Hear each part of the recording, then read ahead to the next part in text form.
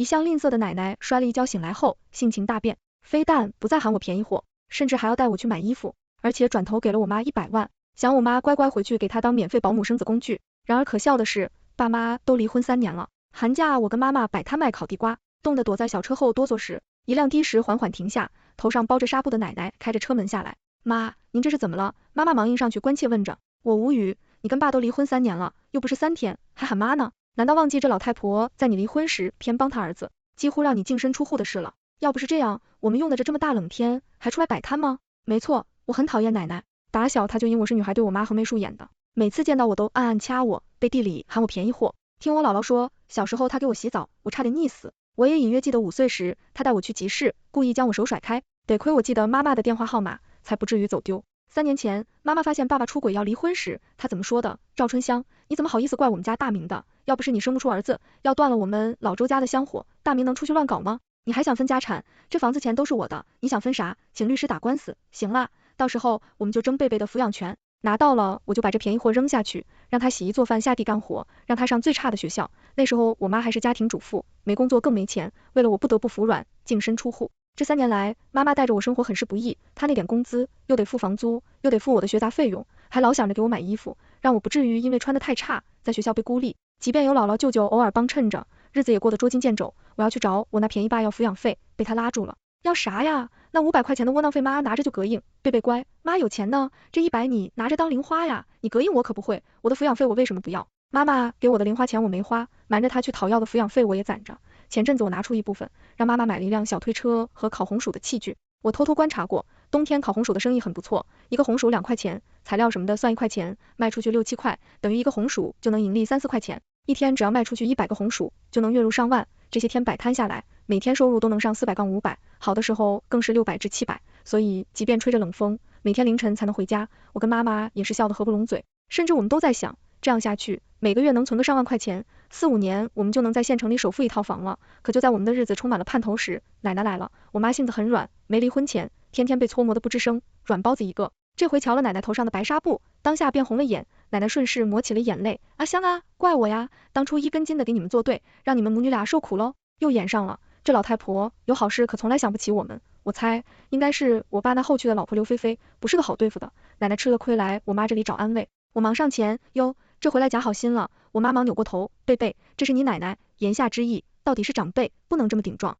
我一阵无奈，我妈是十分传统的女性，当初到离婚，大概是她这辈子唯一一次硬气，但那也是我用血液般威胁的。那会儿我妈在奶奶的劝说下，原本想着息事宁人糊里糊涂，继续跟我爸过日子了。我对她说，妈，我现在看到我爸就觉得恶心，学不下去了。你要是想我的成绩一路千丈，可以不离婚，反正奶奶说的对，我是个便宜货嘛，养大的嫁出去换一笔彩礼就行，考不上大学也没啥。胡说，我的贝贝怎么会是便宜货？你成绩这么好，不考大学怎么行？那我跟我爸妈你要选谁？我妈选不离婚。这3年来日子虽然过得苦，但不用日日对家务包围，也没了婆媳问题，我妈的眼里渐渐有了光。我不想她又被这些乱七八糟的破事影响了心情，没好气对着，哪个亲奶奶能3年不见孙女呀？奶奶的脸色又白了几分，她干笑了2下，很快点了点头。对对对，贝贝，是奶奶不对，奶奶给你认错，不是，这还是那个从不服软的老太婆，有猫腻，绝对有猫腻。我满脸警惕地看着她，我妈却将她请到推车后头坐下。妈，你上医院检查了没？检查了检查了。哎，阿香啊，是妈的错，以前老说贝贝是赔钱货，哪里知道那狐狸精神的儿子就是讨债鬼，我这头啊就是被他推的，从楼梯上摔下来，得亏不高，不然我老婆子半条命就得交代喽。之前不知道是谁抱着人口口声声喊着金孙，不对，这就是报应，现世报。我在边上听着乐滋滋的，大明这个没良心的，被那狐狸已经迷住了呀。我在医院躺2天都不来看一眼，不就是前些日子想让我拿钱给那讨债鬼买房屋不乐意吗？我这就是这便宜奶奶永共生了3女2子，最大的那儿子5岁的时候夭折了，就是我那把英男马，他疼得如珠如宝。当初拆迁的时候，3个嫁出去的女儿是分文都见不着，我爸说要做小生意，二话不说直接给了100万，说拆迁的钱都捏在手里，就算我爸不去看他，那3个姑姑肯定也很殷勤的，没道理，偏偏跑来这夜市找我妈诉苦吧。正胡一整，我就听我奶他口气，阿香啊，我这当奶奶的3年都没给宝贝买过啥，你看这边上不是有卖衣服的，我能带宝贝去买几身布，给我买衣服。太阳打西边出来了，我妈没心眼，只愣了下，很快看向我，贝贝，你觉得呢？我觉得很好，不管是存着什么目的，反正他掏钱，有便宜不占王八蛋。我笑着跟妈妈挥手，转过头就拉着奶奶去边上的高档店里，想着让她大出血一番。她要不付钱，正好就能拆穿她的真面目。万万没想到，她二话不说全部买单了，而且依旧笑容满面。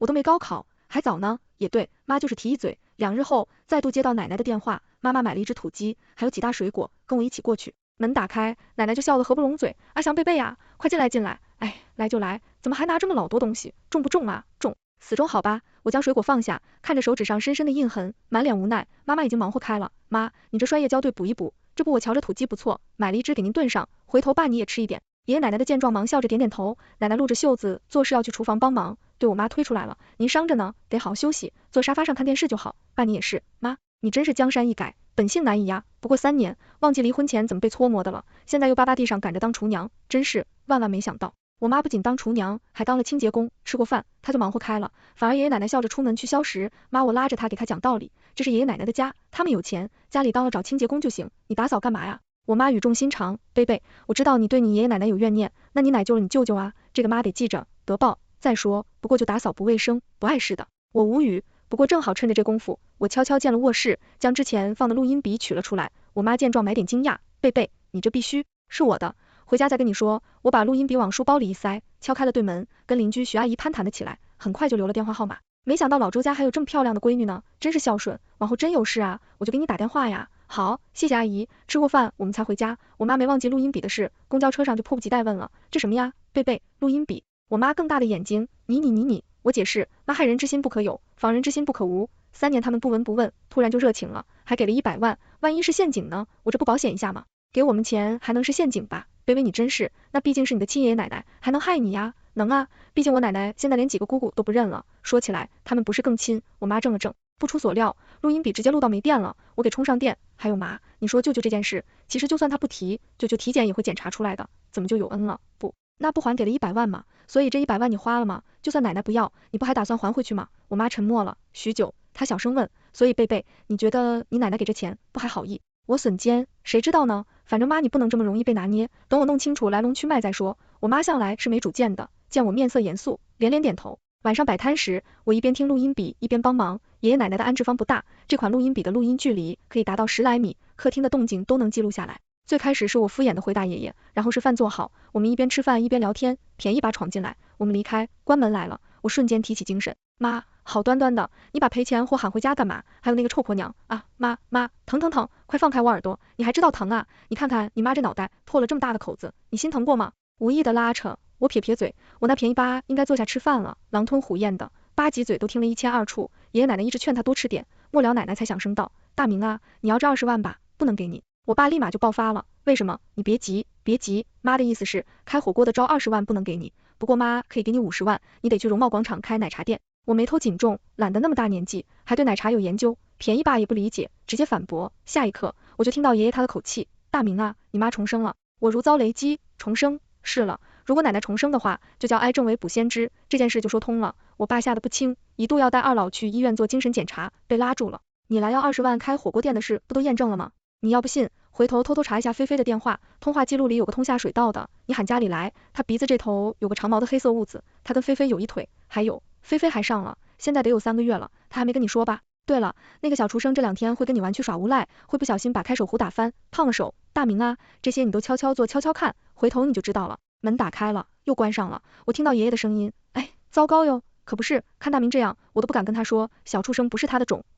我眼睛瞪圆，今天大瓜，没等缓过来，奶奶又叹了口气，之前是咱们没眼光，我原先瞧着是便宜货来着，谁能想到他还考上名校，后头自个儿当了老板，每年收入上千万，便宜货。是说我以后当老板，收入上千万，谁说不是呢？老婆子，还是你厉害，100万就收买拉香。其实就算你不说，他弟弟没事，就是可惜了那些钱。老头子，你还是不了解阿香啊，就他那个心气，这100万回头还得还回来。也对，不过我瞧着那便宜货还有戒心，那就是个养不熟的白眼狼。没事，谁让他孝顺呢？咱们只要逮抓香，往后肯定能拿捏那死丫头。可不是，这才2回，已经开始做卫生了，回头照样能给咱们洗衣做饭，也能照顾大明。哎，希望大明这次可别真瘫痪了，不可能，大明还得给我们深入双胞胎孙子里。阿香原先就结婚生了的。对了，你说大明开奶茶店那事，那奶茶店可挣钱了，对门的老料他悄摸摸做的，后来赚的钱店要赚出去才跟我们说，眼皮子浅的。即便是这样，我早已对他们的无耻有了心理预设，此刻也被我心到想吐，他们怎么敢的，居然这么算起妈妈，怎么着，重生一回就想薅我们娘俩的羊毛呗？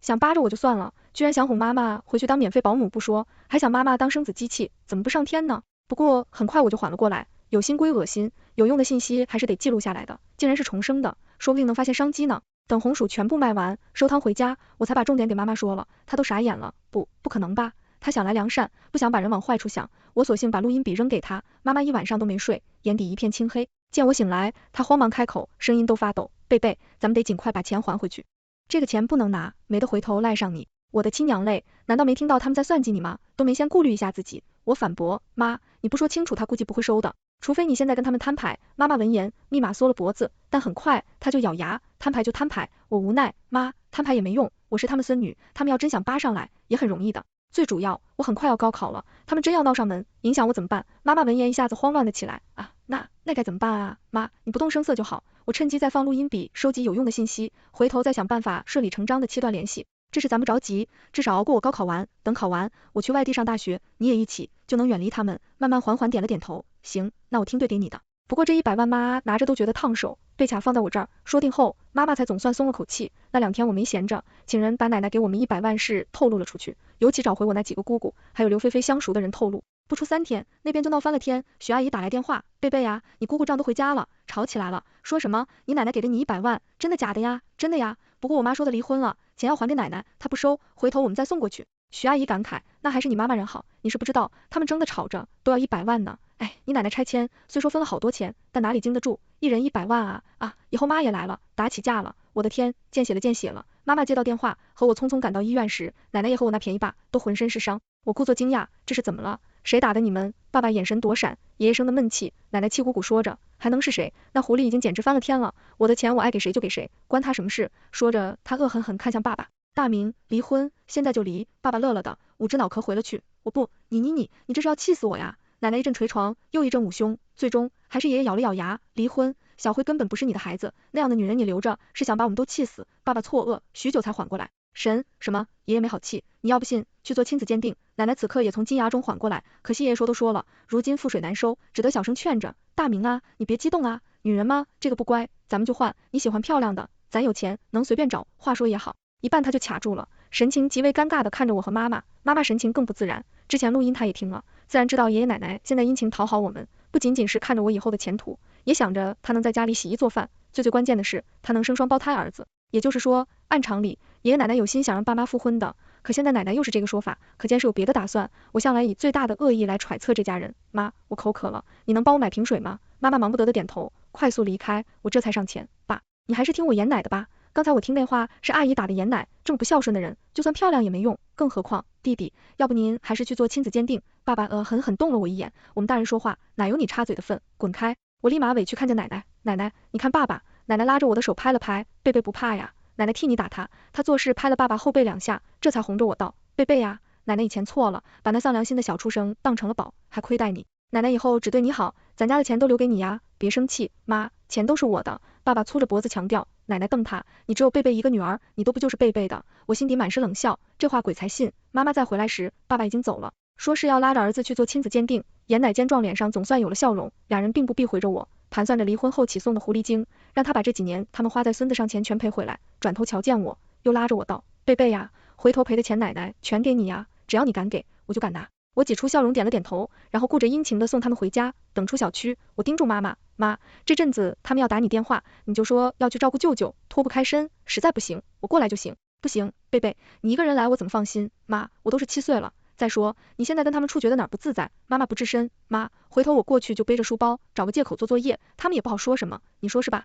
犹豫了半晌，妈妈总算同意。隔几日我再度登门，屋内一片冷寂，仔细一听，亲子间里结果出来了。爸爸胡子拉碴，神情落寞，不住得抽着烟。奶奶劝着，别想了，离婚，难道你还想替别人养孩子？实在不成，妈给你介绍个漂亮的。说着，他像骗戏法一样摸出了一叠照片来。爸爸原本还没精打采的翻看着，翻着翻着眼睛顿时一亮。我看着这一切，默默的垂下眼。贝贝，听说你爸最近又带了个女朋友，许阿姨八卦打电话问我，我点头，奶奶给介绍的，好像很漂亮，可不是漂亮，听说还挺有钱的。可你爸不是没离婚吗？你拿后妈可不是个好对付的。那我就不知道了，因为舅妈有正经工作，不好一直请假，妈妈得去医院帮着照顾舅舅，处理食材的事就落到我身上。不过就算如此，每个3天我都会过去一趟，等他们亲你一番，顺便拿回录音笔。哦，那我再去打听打听。挂的电话，我没忍住笑。妈妈仔细看了我一眼，对，干啥呢？没。缘故1个月后，我接到徐阿姨的电话，爸爸一家子进局子，彼时舅舅出院，我正跟姥姥他们忙着打扫屋子呢。舅妈消息灵通，一边擦窗户一边笑说着，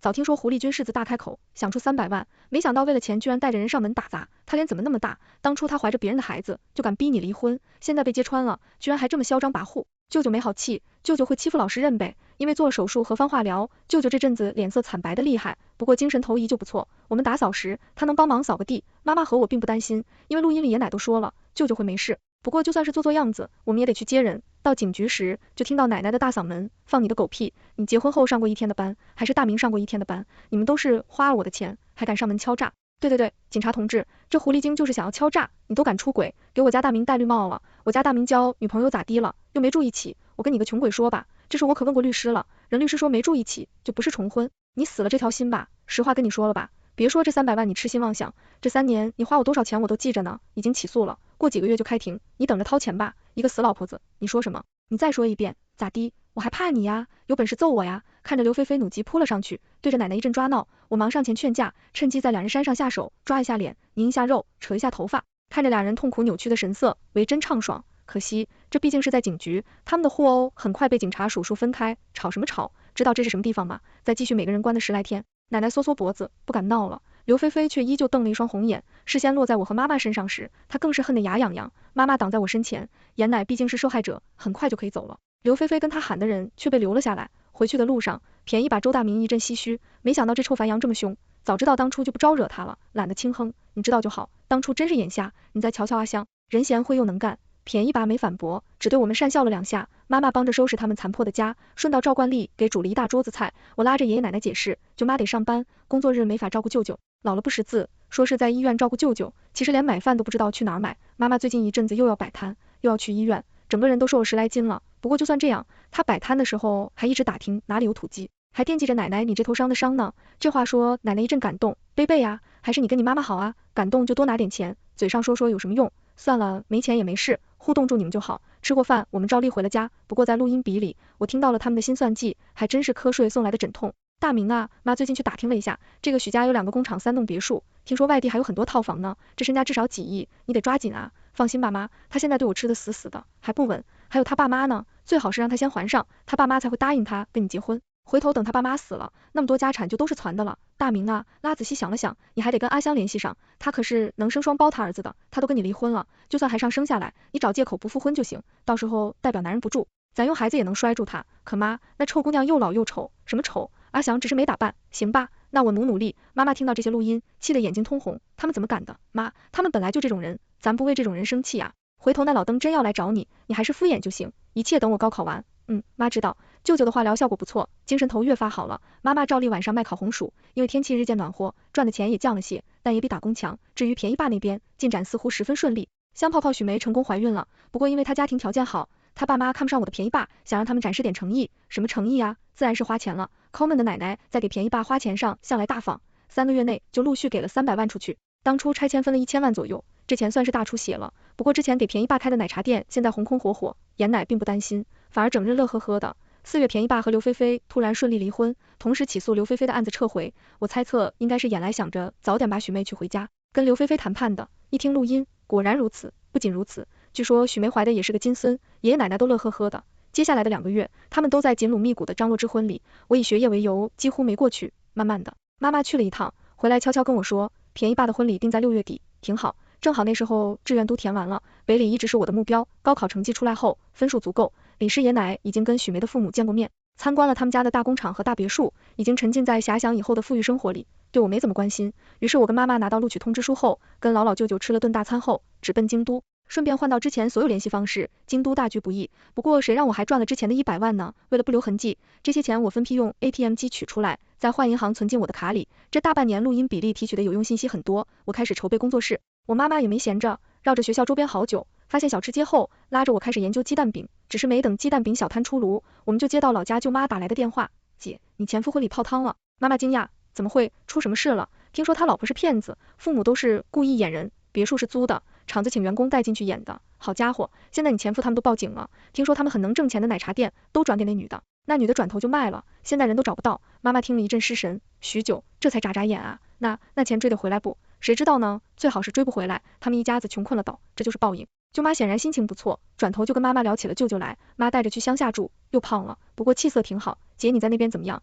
听说妈妈在研究鸡蛋饼，舅妈连声夸赞，姐一手一手，以后出摊估计得排队哦，指定能赚大钱。一听说能赚大钱，妈妈立马把刚才的忧虑抛在脑后，乐呵呵的诉说如何煎蛋，中间加什么好吃。我笑着离开，摸出手机看了眼，那个许梅，我之前见过。在前的调查刘菲菲身边密友时就有她，所以当初我故意放出风声说奶奶一出手就给我们100万的消息，她应该是听到过的，就是不知道奶奶给便宜爸推荐对象这件事是她自己的手笔还是刘菲菲帮忙的。那时候我看到熟悉的照片，发现便宜爸眼睛瞬间亮起，即便内心觉得有猫腻，却不想挑破，总归不关我的事。其实内心其实还有点感激许梅，毕竟是她拖住了便宜爸，不然就我奶奶那家时，估计便宜爸还得骚扰妈妈好多回。只是后来事情发展远远超出了我所料，在听说许明家里有好几亿身家时，我就肯定这是个骗局了。后来他们花了300万想表示诚心，我内心毫无不动，反正又不是我的钱，酝酿了这么久，果然骗子的锤子还是在结婚前夕落下。舅妈孜孜不倦的给我们汇报动态，报案了，许梅跑了找不到，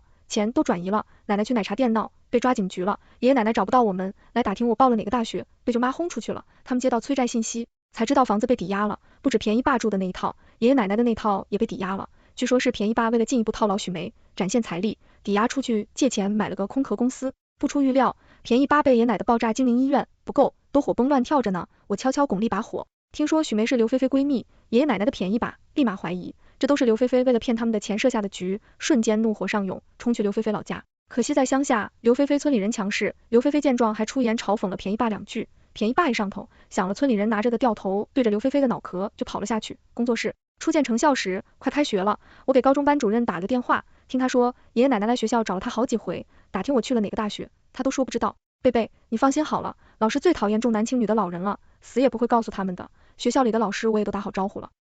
谢谢老师。军训时，舅妈带来了最新消息，便宜吧，因为故意杀人被抓了，爷爷奶奶到处奔波，手里的那点钱花得如流水。听说还被几个姑姑打着捞人的名目骗走了几10万，彼时我晒得黢黑，工作室却开得如火如荼，妈妈的小摊也扔起来了，生意不错。我相信我们在这个陌生的城市一定能扎根下来。至于便宜吧，感觉在牢里没个10年半载的出不来，我的感觉还是过于乐观啊。我那便宜吧从小娇生惯养的，根本吃不来苦头，还蛮横无理，在里头没撑过2年，就因为突然疾病去了。舅妈说我爷爷奶奶夜间白了桶，奶奶直接疯了，嘴里成天让人不对，大明不会死的，怎么会这样，不应该瘫痪的吗？爷爷求出姑姑们来照顾，都被拒绝了，他去找了舅妈，想联系我们拿回之前，给了100万，被舅妈一阵破口大骂，放屁，哪有什么100万，就你们老周家这德行，舍得把钱扔给我外甥女，你们不都说她是便宜货吗？大家来评评理呀，这老头的讹人了呀。爷爷到底要几分颜面，被气走了，之后再没上门。大3的时候奶奶走了，因为很久没人照顾，饿死的，临死前手里还抓着粪便往嘴里送，爷爷则是在另一个房间被发现的，心肯死的，全身爬满了蛆虫。听说他们葬礼上，姑姑们为了争那套小2居的房子大打出手，但这一切都跟我和妈妈没关系了。工作室赚了大钱，我已经开始考虑在京都买房了，感谢奶奶重生的馈赠，让我找到许多赚钱的关键点。当然也得感谢她送来的100万启动资金，妈妈在长期摆摊中也遇到了心仪的对象。之前我一直担心强行把妈妈带到京都来会改变她原有的姻缘，直到双胞胎弟弟生下，才总算松了口气。继父老实憨厚，家务都强得干，是闲不住的人，妈妈过得很失心，不过就算生下孩子，她依旧喜欢出摊，用她的话说的赚钱，不赚钱心里不踏实。是啊，无论什么时候，踏踏实实靠着自己的努力赚钱，才让人心安，而不是凭着重生想要一飞冲天。其实奶奶重生回来，如果不想这一小博大，妄想别人几亿的财产，就凭跟刘菲菲离婚，还有那个红火的奶茶店，其实也能把日子过好，可惜人心不足啊，全都完结。